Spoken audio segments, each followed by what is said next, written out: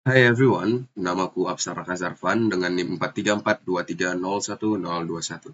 Di sini aku akan menjelaskan dan mempresentasikan tugas ATS yakni resume ataupun ringkasan dan rangkuman dari salah satu materi pada modul yang aku ambil di sini adalah modul 4 yang mengenai membangun aplikasi e-commerce yang aman belajar dari kasus kebocoran data.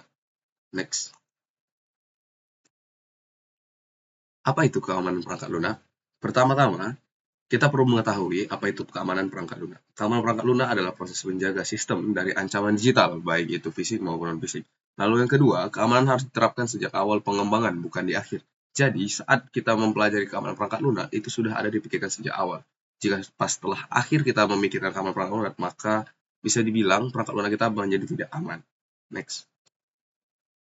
Studi kasus. Ada suatu kasus, yaitu studi case mengenai platform e-commerce yang besar mengalami kebocoran data, yakni data pengguna seperti alamat dan nomor kartu kredit tersebar di seluruh internet. Dampaknya, reputasi dari e-commerce tersebut rusak dan memiliki kerugian besar.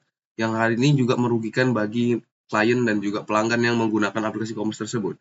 Karena aplikasi e-commerce tersebut merasa tidak dapat mensecure atau tidak aman terkait menjaga keamanan data dari pelanggannya. Lalu, bisa kita lihat kesalahan yang terjadi, yaitu yang pertama, tidak ada enkripsi data pada aplikasi e-commerce. Lalu yang kedua, validasi input datanya lemah. Yang ketiga, session timeout tidak diterapkan. Yang keempat, pengujian keamanan dilakukan di akhir, bukan di awal.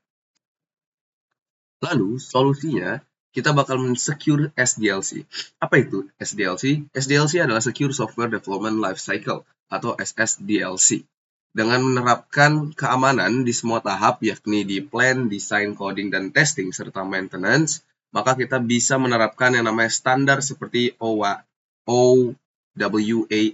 atau OWASP. Next. Revisi sistem dengan SSDLC pada tahap awal, kita tetapkan syarat keamanan, lalu juga pada tahap coding kita terapkan validasi input dan cegah SQL injection.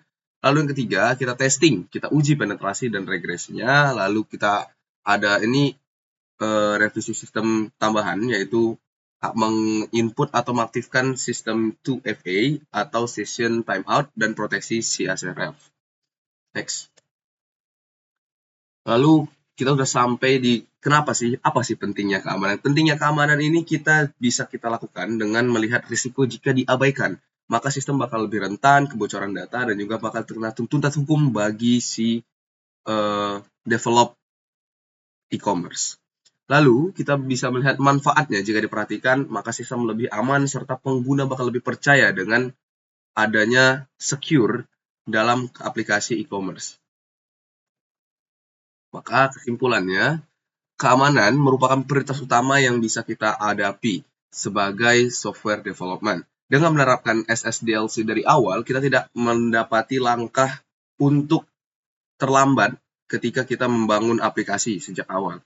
Maka dari itu, kita perlukan uji keamanan rutin agar para pelanggan ataupun klien tetap lebih percaya dan lebih secure serta aman kepada aplikasi kita. Dan selepas itu, mereka selanjutnya bakal lebih mulai percaya dan meningkatkan daya tarik pengguna sejak awal.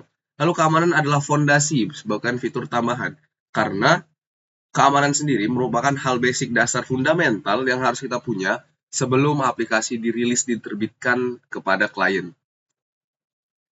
Ya, mungkin itu saja yang bisa saya sampaikan. Terlebih kurangnya saya mohon maaf. Saya Absar, pamit undur diri.